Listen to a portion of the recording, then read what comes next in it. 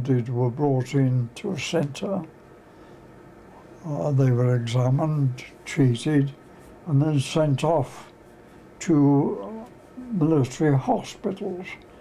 Now, I was in the charge of the room where about 20 of them waited for ambulances to come in. Usually you could get about one on the ambulance. There'd been to so many of these depots. But sometimes you got two and sometimes you got three. On one of my jobs, although I'm not a doctor, I decided who went first, second and third, who had the most chances of living. They had labels on of first, second and third, but I had the power to overcome those labels and say, well, that man is not going to live if he doesn't get soon. How many places have you got on the ambulance? I'd ask. One. Oh, that was the question. You had about 6 number ones waiting round you. MO never came there. And you had to decide which one went first. Had the best chance of life.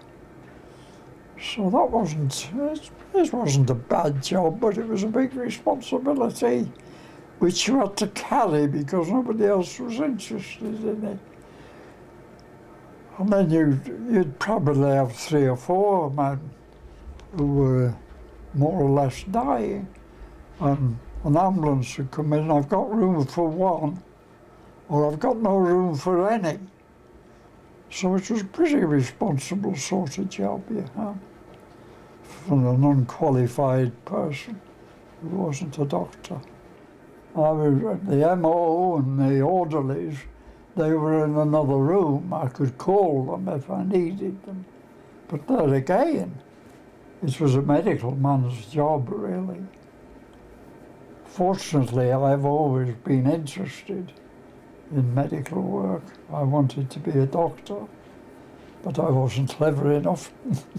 I missed years of schooling when I was young. The Germans, on the whole, were very kind to us because, of course, we were freeing them from Hitler.